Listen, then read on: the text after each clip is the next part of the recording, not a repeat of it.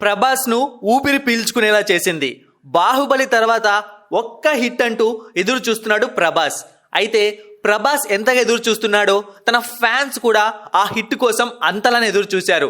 ఇప్పుడు సలార్తో ప్రభాస్ ఫ్యాన్స్ ఆకలి తీరిపోయింది.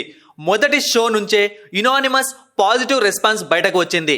మరీ ముఖ్యంగా షారుఖ్ ఖాన్ డంకీ సినిమాతో పోటీ పడి మరి ఆ పోరులో విజయం సాధించింది.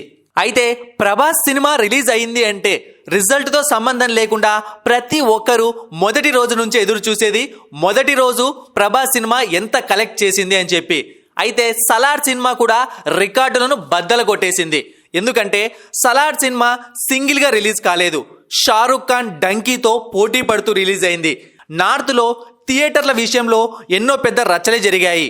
బాయ్కాట్ పీవీఆర్ ఇనాక్స్ అంటూ ట్విట్టర్లో ట్రెండ్లు కూడా అయ్యాయి. ఎవరితో పోటీ పడినా ఎంత పోటీ పడినా ప్రభాస్ స్టార్డమ్ను ఎవ్వరూ ఇంచు కూడా చెరిపేయలేరు.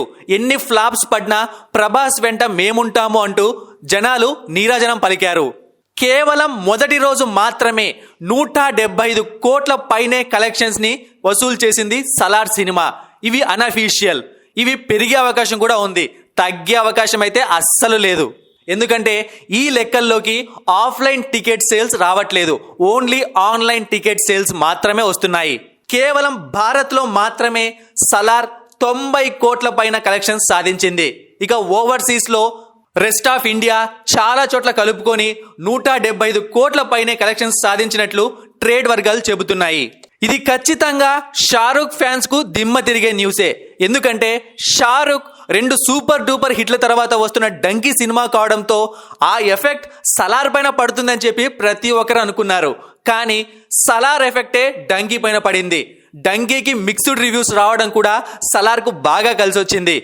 ఒకవేళ డంకీ సినిమా లేకుండా సలార్ సింగిల్గా రిలీజ్ అయ్యి ఉంటే పరిస్థితులు ఇంకా వేరేలా ఉండేటివి.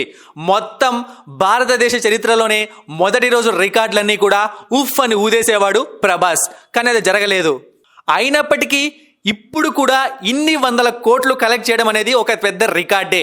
మరీ ముఖ్యంగా ఈ సంవత్సరం హైయెస్ట్ బిగ్గెస్ట్ ఓపెనర్గా ప్రభాస్ నిలిచాడు సలార్ సినిమాతో. అయితే పాజిటివ్ టాక్ వచ్చింది. ఫ్లాప్ టాక్ మిక్స్డ్ టాక్ వస్తేనే 500 కోట్లు 600 కోట్లు కలెక్ట్ చేస్తాడు ప్రభాస్.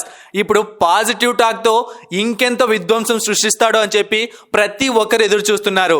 డంకీ సినిమా ఎలాగో మిక్స్డ్ టాక్తో ఉంది కాబట్టి జనవరి సంక్రాంతి వచ్చే వరకు ప్రభాస్కు ఏ పోటీ లేదు.